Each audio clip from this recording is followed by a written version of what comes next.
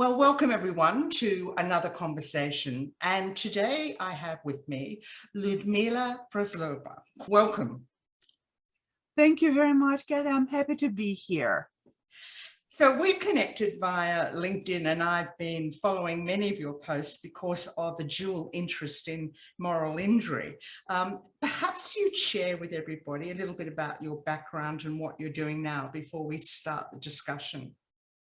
Well, I'm a professor of graduate programs in industrial organizational psychology at Vanguard University of Southern California, and I'm doing various aspects of organizational psychology work specifically focused on diversity and inclusion for my entire career. So I led inclusion in international organizations. I looked at it on the large culture level, and I looked at inclusion on the level of gender, immigration status, and social economic levels. So many different aspects of inclusion and how organizations can create healthy cultures in which all people can do their best and have a sense of belonging. So in a way, moral injury is kind of opposite to creating this kind of cultures, and it is one of the things that happens, for example, in a specific case of doing inclusion poorly or doing inclusion hypocritically. In fact, one of my earliest personal experiences with moral injury was exactly that. And I was very thrilled to be on diversity committee of my then organization. And I was just kind of coming up with ideas, let's do this, and an organization needed help. But it just wasn't going anywhere, and it went on for about a year. We'd come up with ideas, with proposals, let's do something, and it just kind of get discussed and go nowhere. And eventually somebody who was a long timer in that organization took me aside and said, "You do realize this is a fake diversity committee?" I did not realize that it was a fake diversity committee, but she informed me that there was a real diversity committee that actually had power and money, and all of that basically went to prevent diversity from happening. And the fake diversity committee existed so that people like me who actually wanted diversity would blow off steam and waste our time and waste our energy and not interfere with the status quo. So that was interesting. So if you can imagine when you encounter this kind of level of hypocritical approach to whatever values organization professes and what they actually do, it can create a pretty significant negative reaction. It was definitely not the worst experience in my life, but it's one of the examples that shows how really lines of what I've been doing in my career do come together, and moral injury is definitely something that is very related to how not to build organizational cultures. Exactly. And one of the things I am concerned about with moral injury is we're focusing on the injury and poor behaviors and all of the things that are the end result, when really we should be moving the dial slightly towards focusing, okay, that's the outcome of very poor leadership and many other things.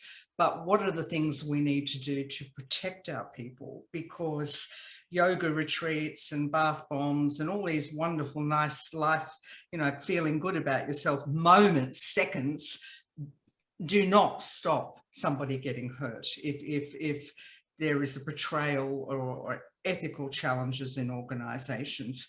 So before we go into that, I mean, you wrote quite a significant article that people around burnout and moral injury, and you said, hello everyone, I don't think it's necessarily burnout, I think it's moral injury. Was that something that kept coming up for you over and over again, that the burnout word was being overused for poor practices? Yes. So this is based on probably 5 years of observation and thinking and just kind of putting, 2 plus 2 together. And then pandemic really was probably one of the last straws, because people started talking about self-care and resilience and all those things that's supposed to cure burnout, that's supposedly leading to great resignation. But if you actually look at what people are saying, very often when they're saying burnout, they actually mean moral injury. I'm disgusted by that my organization said they're going to support employees, and then 2 days later they did layoffs or something of that nature. That is much more than just, I've been working too much and we're understaffed and I need more self-care, because that is not just the experience when you are tired, and even if you have some kind of dissatisfaction, it's not an insult to your deepest sense of who you are. Absolutely. But when we're talking about moral injury, that's what it is. I don't want to work in an organization that treats people like that, or that treats customers like that, or that forces me to cheat my customers. So that is where the idea comes from. And obviously I had a lot of influence from nursing and medical fields. Actually, one of my colleagues who is a nursing professor talked to me about her dissertation a while back of specifically about moral injury in nurses, and that just kind of stuck in my head some time until I started thinking, wait a minute, it is happening on a very broad scale in our workplaces. You don't have to be in medical field, which obviously does produce a lot of situations of moral injury, but you could be a salesperson and be given highly unethical script that you give people over and over and over and over again, trying to get them into financial ruin if they're vulnerable people. Or you could be a teacher doing something, trying to do something without the kind of resources that give you even the beginning of hope of succeeding. So it can really happen in any line of work. Yeah. So I guess if you were giving somebody a checklist of what to do to morally protect your employees and stakeholders, what are the things you would say to people that you must do?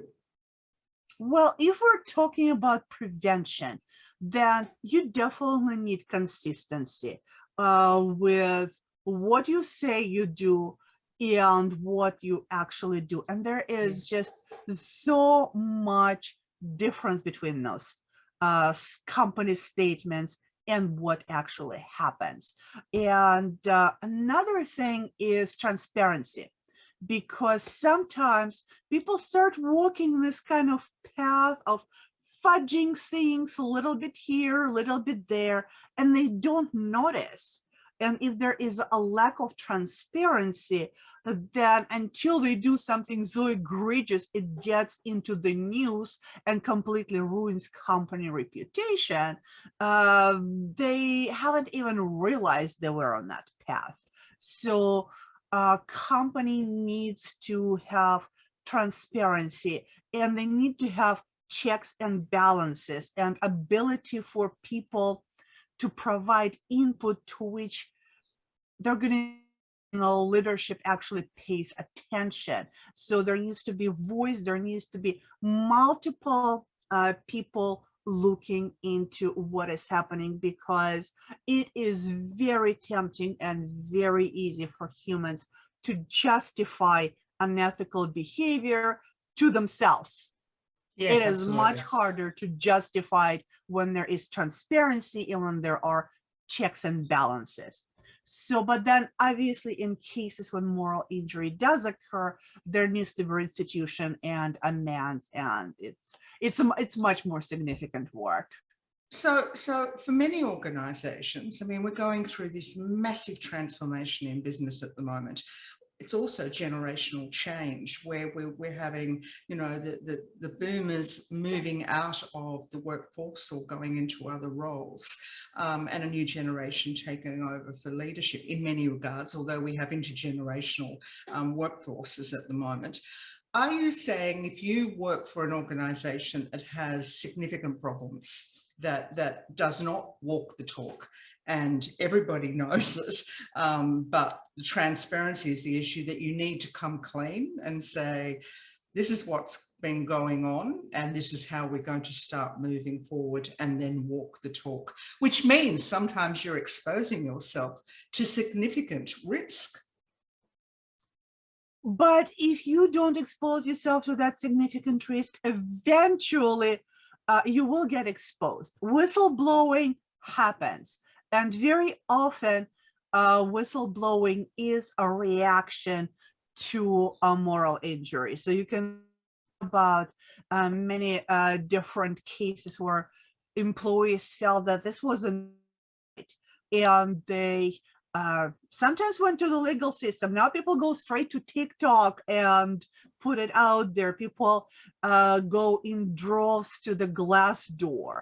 Before, companies kind of tried to go there and bury bad reviews, and there were people busy burying bad reviews. It's really hard to do it anymore. People are very insistent on actually flagging those bad reviews and saying this company has a ton of fake reviews, but here's what's really happening.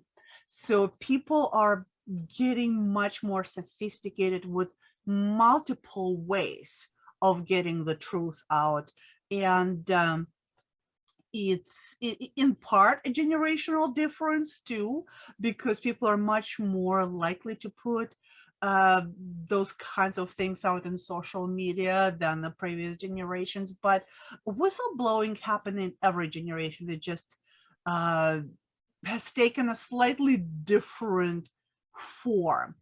But you definitely can think of those cases. Or you run into the program, into a problem like Volkswagen, which had this wonderful reputation until they didn't, because they were caught cheating on their emissions tests. And then they actually did the right thing. Eventually, they tried to hide it, and then they just came clean. And I'm actually writing something about this, but they came clean and eventually started working on rebuilding their reputation. But it was a tremendous loss for the company in terms of reputation, in terms of money they had to pay, in terms of turmoil. And so that's what happens when you allow things to just kind of deteriorate, and then something happens. Yeah, it's really interesting because our work, we focus a lot on moral injury recovery, because as we all know, the shame, the guilt, the anger are really significant challenges for somebody that's been impacted by a morally unethical organisation, for example, and very difficult to recover from. Many whistleblowers, as you rightly point out, experience that because their intention usually is not to whistleblow. They just want to be heard. They know something is wrong and they want to move forward and do the right thing. So they're often quite shocked by how they're actually treated. Their moral compass is extremely traumatized as a result. Do you think organizations, from an organizational perspective, need to start focusing on healing programs for themselves within their organization? Yes, absolutely. I think organizations should have this honest assessment of moral health, and they do need programs of moral and ethical healing, because that is something that, again, this is not a new problem. No. Unethical behaviors always existed and people always suffered, but the scale and the level of publicity might kind of push people, and the Great Resignation, and just an ability to hire talent. All of those things may be adding just additional push to organizations become more concerned and embark on those programs Yeah. of really addressing their issues. Yeah, I know of one organisation that has set up ethics teams in every division of its organisation that problem solve immediately ethical issues in their team and can escalate it if necessary. And that seems to be embedding, you know, that moral compass within the organisation, that someone can say, this doesn't feel right. You know, the rules say this, but this doesn't feel right. They're practical ways, are they not, that people can start to apply a moral framework to the organisational values and vision. Absolutely, because it is something abstract and something that you can put your finger onto for many years, but you can very much embed it into your policies and procedures.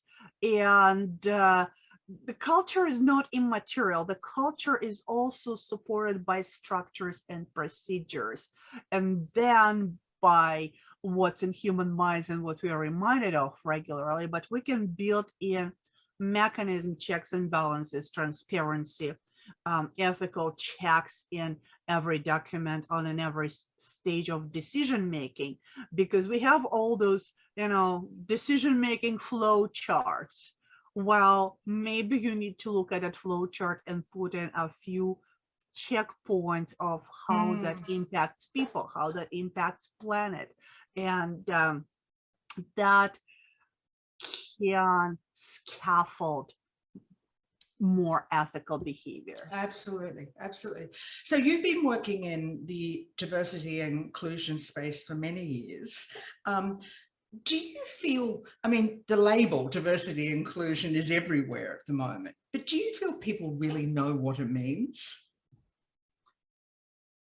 Well, I think people have many different definitions, and people are very passionate about their definitions. So I could say what I know what I mean, but it doesn't necessarily mean the same thing to the next person.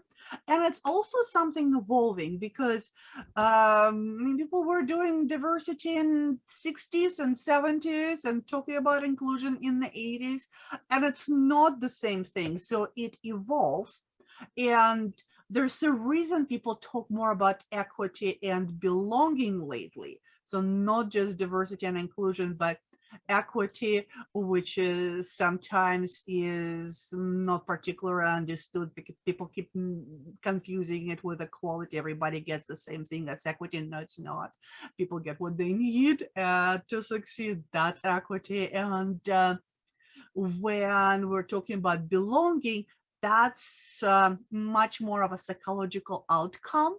Right. So this is where we go from diversity, equity, and inclusion into well-being, because belonging is an essential social need.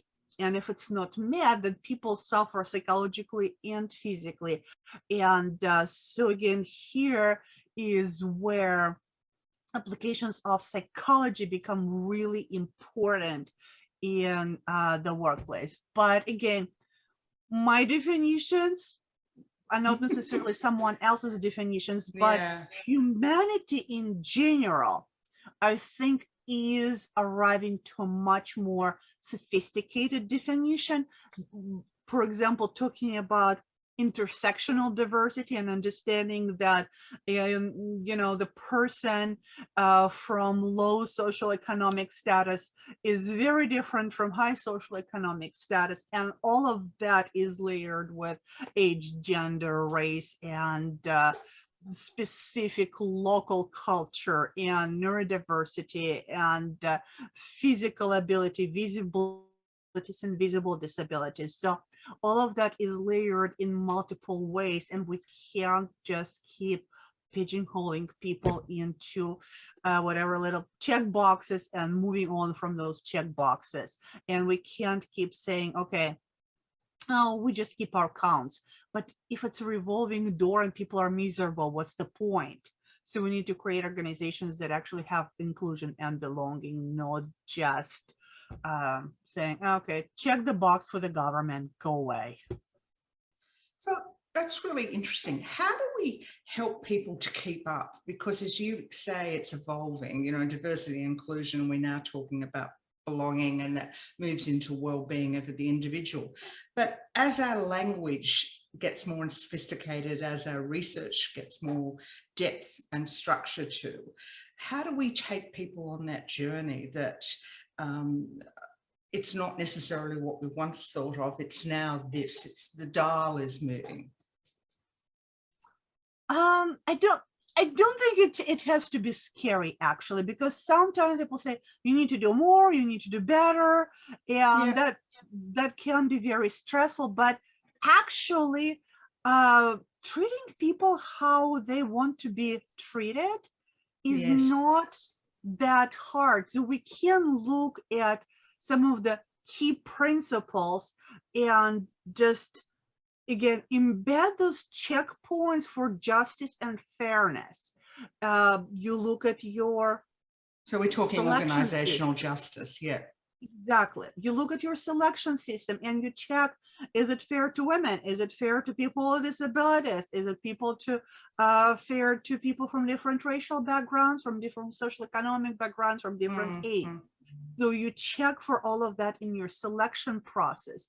You check for all of that in your promotion process, in your leadership development pipeline.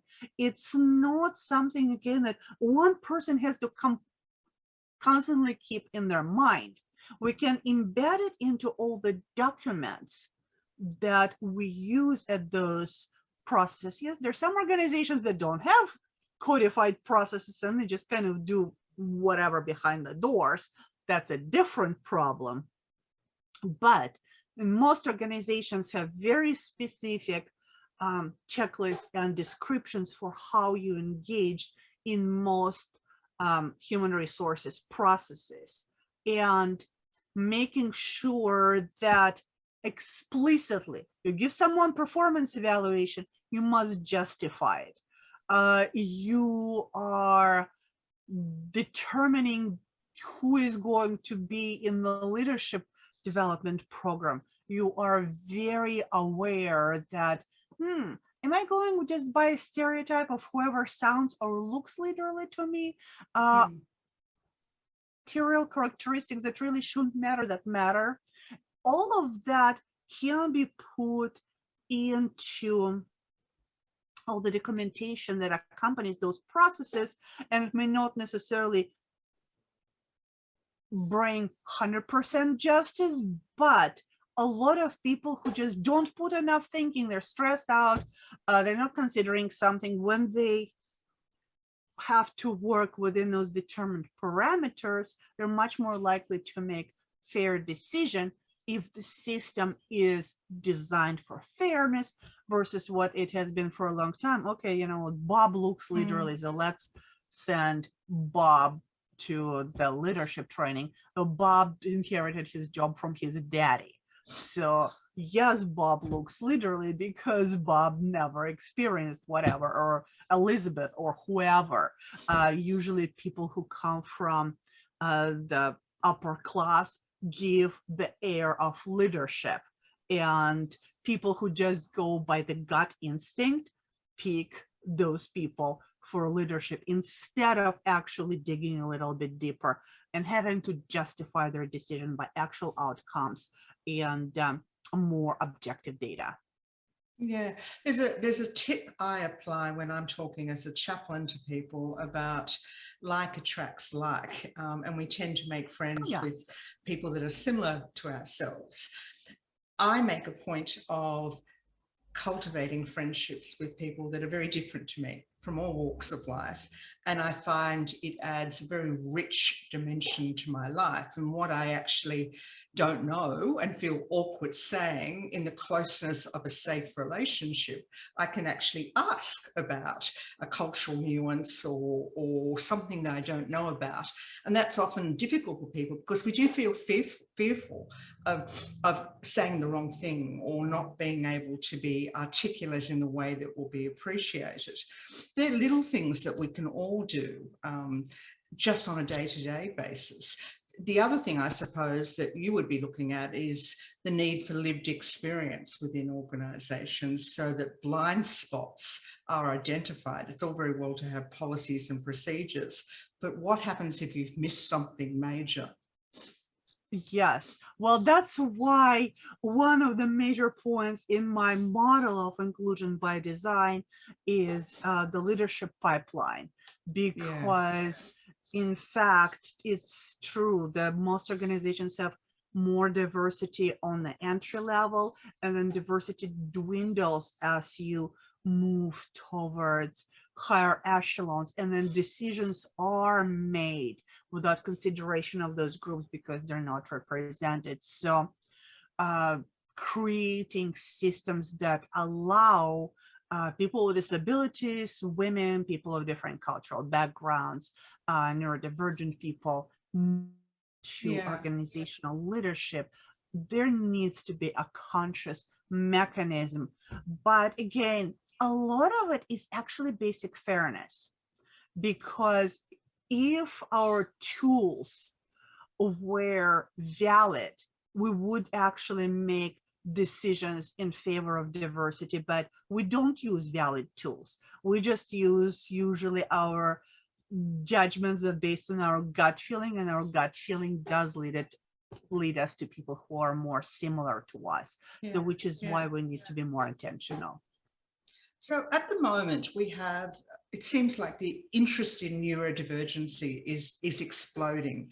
People are beginning to understand or wanting to find out more about neurodivergency and what it actually means. Are you finding that? Because I'm noticing you're posting, particularly on LinkedIn, a great deal more around autism, for example. Well, it's definitely something that has been, well, April 1st is the Autism Month, but so there might have been just that feeling that there is more posting, but actually a lot of autistic people don't like April because it can be stressful because people start posting some things that they don't actually know what they're talking about. But in general, I would say in the last several of years, as more of a longer term trend, there has been definitely a lot more open conversation, a lot more public figures talking about being autistic, for example, or being dyslexic, which helps. And a lot of people posting self-disclosure. So highly successful people. So today there was a person who is a lawyer, and he made a post that I'm autistic and I was recently diagnosed. So that helps because people are coming out and identifying as neurodivergent instead of hiding. And there is a reason for hiding, because yes, you get some pretty experiences when some people who are trying to take advantage of you, or just not mature enough, they definitely can use it against you. But the more people are coming out, the more people are making a statement that there's nothing wrong with being different, and that encourages more people. So the idea is that we want to normalize neurodivergence instead of treating as something as horrible and shameful and something that we know we need to keep secret, because when people find out, we're going to, lose promotion opportunities and they won't get a raise, and we otherwise are going to experience negative consequences. The more people do it, the more we're likely to create change, because people will be saying, oh yeah, I know this autistic person, and then that's a brilliant person, or that ADHDer said really amazing thing, or wow, I read this article by this person with pets and it was absolutely incredible. And there's way more people who can say, oh yeah, I think I'm getting it. So we're far from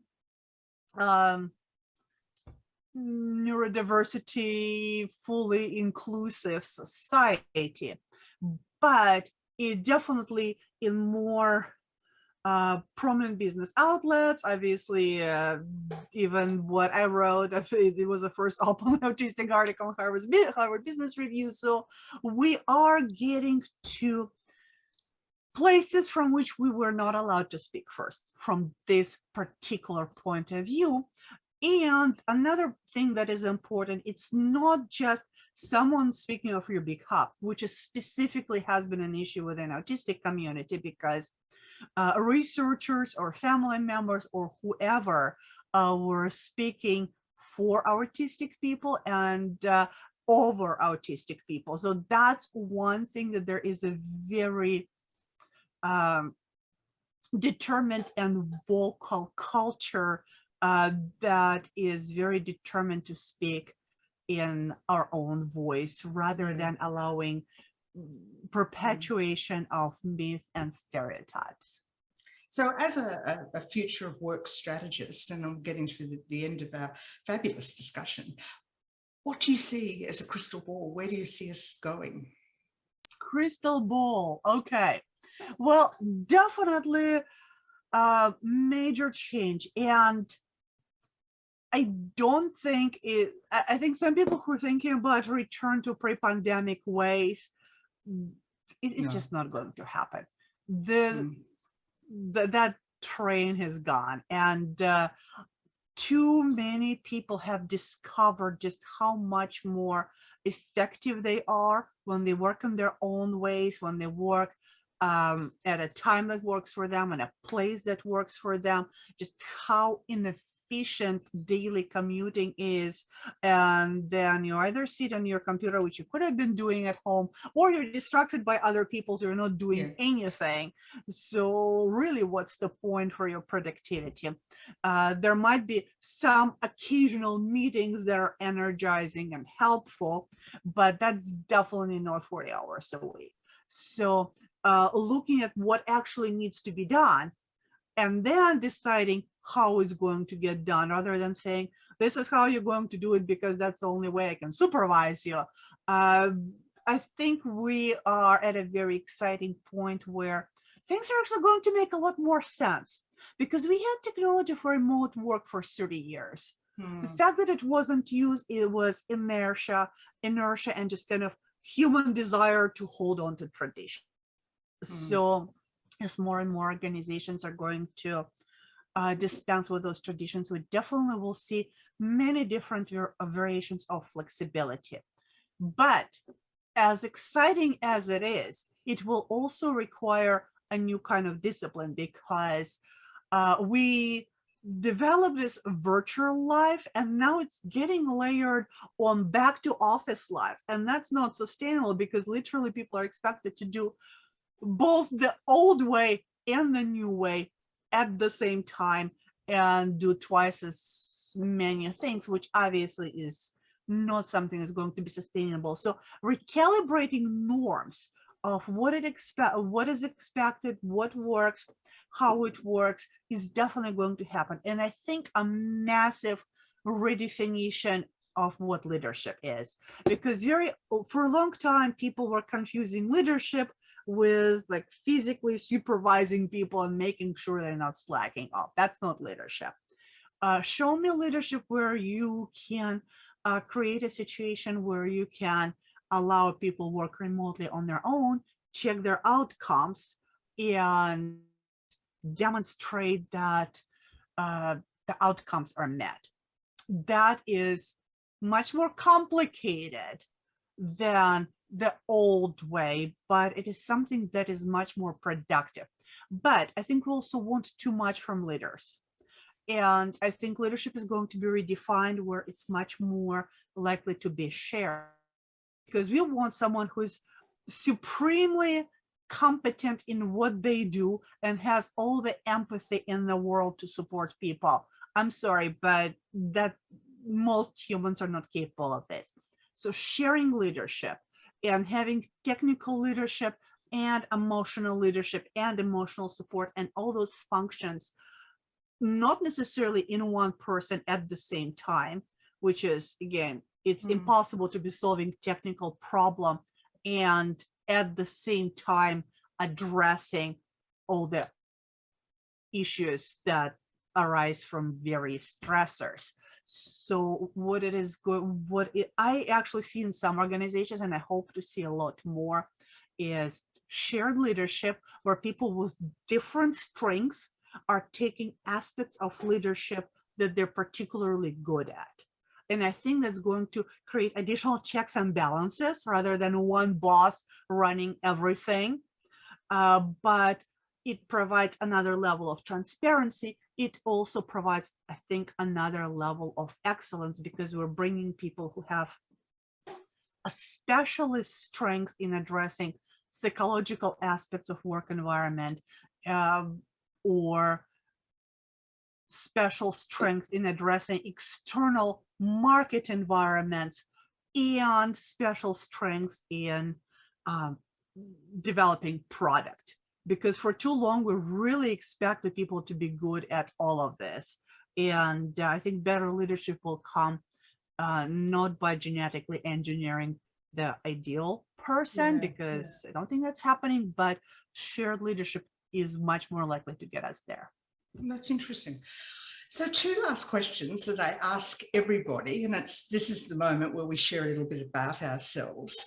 And those 2 questions are, what do you do to practice self-care, and what does spirituality mean to you? And I might preface those. For us, self-care is not bath bombs and yoga retreats. It is very much about the social determinants of health, whatever works for you. So it could be walking, it could be sleeping, it could be nature, it could be any of those things. And recognizing that you can't self-care out of oppression. That's impossible. These are moments that you take for yourself. And spirituality, which is perhaps the most misunderstood word, means many different things for many people. Mostly during the pandemic, for example, it was about meaning and purpose. And you've touched quite a bit on that in the conversation about work. So what does spirituality mean to you? So again, the 2 questions: what do you do to practice self-care, and what does spirituality mean to you? I'm probably not very unusual, because I do like walking, I do like sleeping, and I'm known to sometimes cut on sleep, and it's not a good thing because I do like my sleeping. But my absolutely favorite thing is swimming. And so I do try to get as much swimming as humanly possible, but I also think and write in my head when I do it. So it's actually a little bit of everything, and I connect with nature and think about life. But as far as spirituality, I'm actually very traditional Christian person, church going in a very traditional Christian sense. Okay. So it's always fascinating to actually get a round of sharing who we are as human. I'd like to say a really big thank you for joining us. I look forward to reconnecting again, and I certainly look forward to more discussions about moral safety versus moral injury in workplaces with you. Thank you, Ludmila. Thank you, Kathie. It's been delightful to talk to you.